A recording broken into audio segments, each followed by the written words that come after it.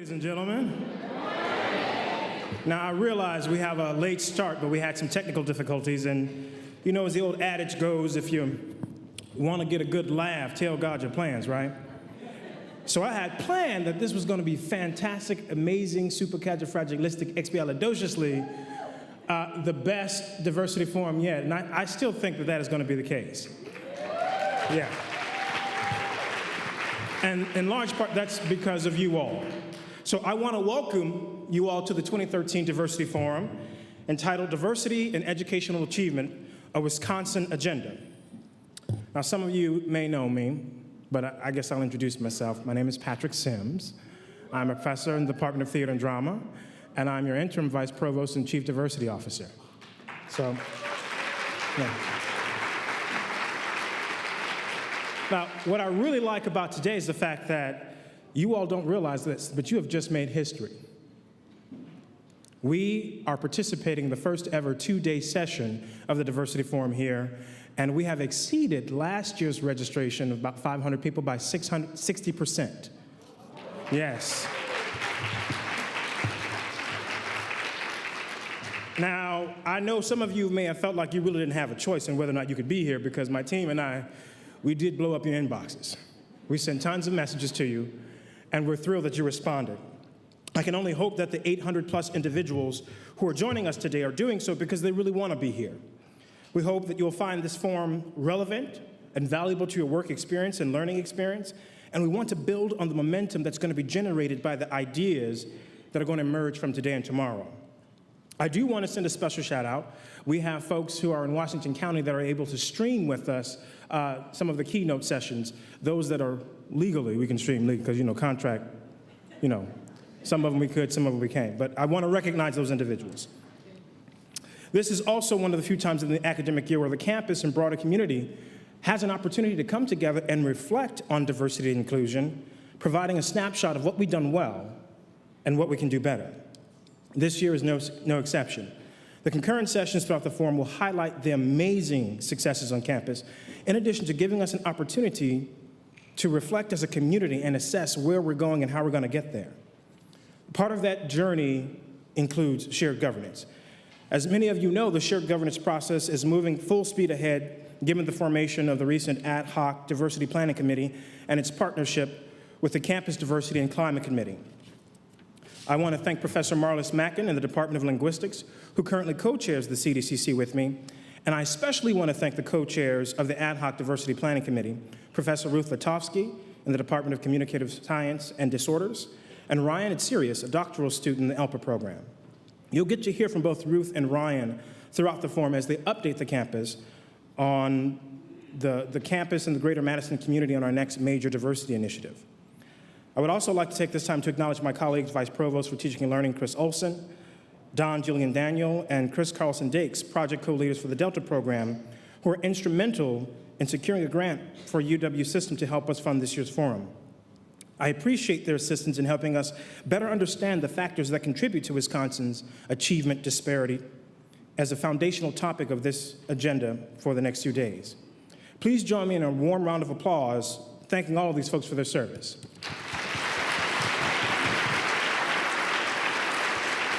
Now, invariably, when you start thanking people and you start naming folks by name, you always run the risk that you're going to forget somebody.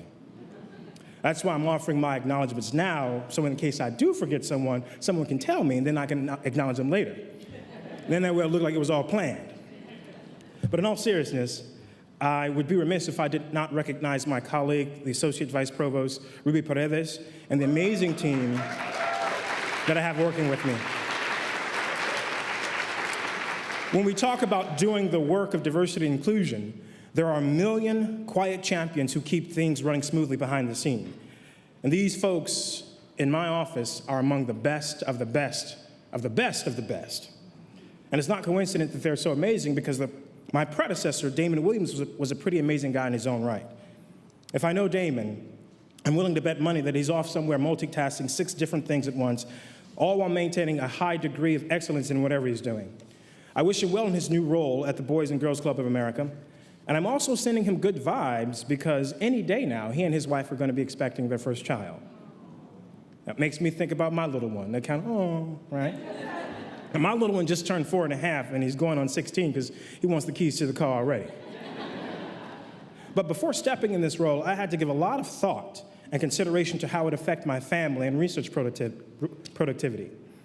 One of the first questions that I got a lot when I took this job was, will you still be able to do theater? Because we love seeing you on stage.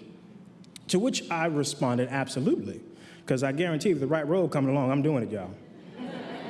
Right? My research as a performing artist has always been about finding meaningful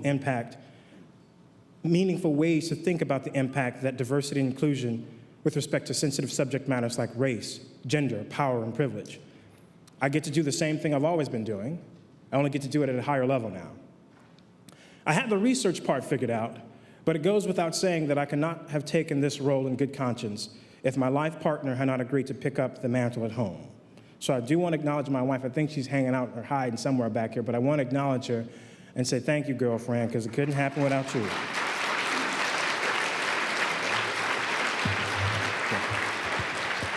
If I had to describe this moment right now, and if you'd asked me this question 5 minutes ago, first it was stressed, but now it's blessed. Blessed in the sense that I think about the journey that took place for me to stand here before you today and the countless sacrifices that my family members, particularly my mother, have made for me, and the sacrifices my grandmother made for her, and the sacrifices that my great-grandmother made for my grandmother. All of them have done so in service of something greater than themselves. If it had not been for their perseverance and commitment to see the next generation better off than they were, I can tell you without a doubt my life would be very different. I like to think I would have still gone on to Yale, and not because I wanted to, but because my high school drama instructor said it would give me a solid foundation, and plus that drama school is pretty good too. I'd like to think I would have still gone on to become a faculty member at a Research One institution where I would be the first African American to rise to the ranks and achieve tenure in the Department of Theater and Drama. 41 years. Yeah. Now, I want to be clear, I'm the first to rise to the ranks, but there was another person before me, Esther Jackson, 41 years ago, who was a titan in the field of drama, African-American woman, and she was awarded full professorship when she joined us in 1969. I like to think that all of those things could have still happened without a strong support system, but as you and I know, and even though anything is possible, having a strong support system in place doesn't hurt. And so it is with this unshakable connection to the past with an eye towards the future that I'm able to stand here asking, challenging, and encouraging you to think long and hard about our collective understanding of diversity and its manifestations in both theory and practice. A few questions I'd like for y'all to chew on while you're here over these next 2 days is why are there still achievement disparities for underrepresented students at our institutions like ours across the country? What does diversity really mean to you? How is this different from inclusion? And what are the synergies around our various understandings of these two ideas? How can we align our various definitions in ways that will enable us to take action in a unified manner? Now, I know my definition. My definition was born out of the sum life of my experiences, coupled with the genuine appreciation for the life experiences of those who fundamentally view the world differently than I do. I can remember coming of age during the late 70s and early 80s as a product of CPS, Chicago Public School Systems. At that time, my world was all about watching Saturday morning cartoons, begging Mama to please, please buy the peanut butter flavor Captain Crunch instead of the regular.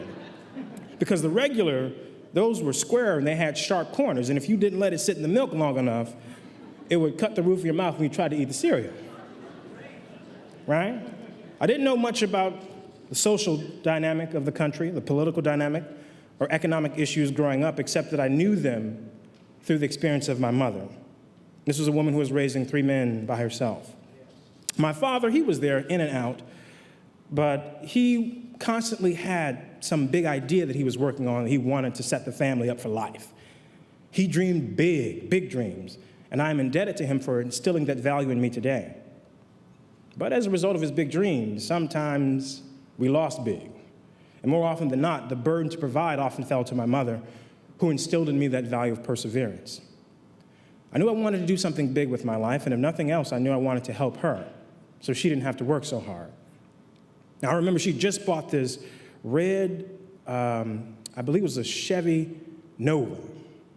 Bought a red Chevy Nova, but she couldn't drive it because she couldn't afford the gas, which meant she had to leave for work 3 hours earlier because it took that long to get there by the bus. I remember days when she would come home working double shifts, second and third. She had these giant boxes of powdered milk and these huge blocks of government cheese that it would take forever to melt that cheese if you were trying to make that grilled cheese sandwich. It was my job to make the milk, right? Because whenever she did it, it was always lumpy, right? She didn't stir it up enough. Now, I was too young to understand the real dangers of my neighborhood, and that it was a miracle that the rampant violence that occurred in our neighborhood had yet to significantly impact our household. In hindsight, I now understand why my oldest brother, who was 8 years my senior, had to go live with my grandparents. It just wasn't safe for a man-child in that neighborhood. It wasn't safe for any of us. And after our house was robbed for the third time, I could tell, as Stevie Wonders would say, living for the city was a little bit much for my mother. But somehow she managed to keep a roof over her head, clothes on her back, and even though I didn't always appreciate it, there was food on the table. When it came to our schooling, she did the best she could, and she made clear that she had high expectations. So it was a bit of a surprise when she learned that I had failed the Iowa Standardized Placement Exam test for entry into third grade, which meant I was supposed to repeat second grade. She didn't know that I had checked out academically. My second grade teacher's 4-year-old daughter often came to work with her, and she would constantly remind her that her daughter was a lot smarter than we were in second grade. Now, it's hard to say if she was trying to motivate us or humiliate us, but the latter was often how we responded. It took my first grade teacher, who was an African-American woman, to intervene and insist that I live up to my full potential, because not only would I get it from my mother if I didn't do it, I would get it from her too. Right? You know, they took the whole "it takes a village" concept for real back then. And so because of her advocating on my behalf and her innate, intimate knowledge of my family situation, I was given a chance to retake the exam. Suffice it to say, I got it together, and my mother and I were pleasantly surprised when I realized that I received a near-perfect score. Now, that only made things worse. Mama was happy, but word got out that I was actually smart, and none of my friends wanted to hang out with me anymore because I was now going to be one of those talented and gifted students. Throughout third grade, I took a huge nosedive academically, somewhat intentional and somewhat by circumstance, because I didn't like my teacher. She didn't want to be there. It was a part-time job. She didn't like us. And my first grade teacher, well, she couldn't intervene anymore. Even though she had broke the rule for me once before, it was unlikely that was going to happen again. So I had to dispel this myth that I was actually smart, because being academically oriented in that neighborhood was not smart. It made you a target. So I had to create this persona to prove not only was I down, but I was also my own man at the tender age of 8. Now, we all knew that being tough was important, because it was around this age that all the boys began to affiliate. Who you with? You GD? Gangster Disciples? Or you VL, Vice Lords? Now, if any of you are from the urban era group in Chicago, you know what I'm talking about. GDs, Vice Lords. Now, I had a decision to make. But rather than making that decision, I became quite skilled at finding different routes home to avoid being confronted. And when I just ran as fast as I could until they couldn't catch me. Unfortunately, my mother, she made her own decision, and she had seen some of this playing out before with my 2 older brothers. But this time, things were a little different.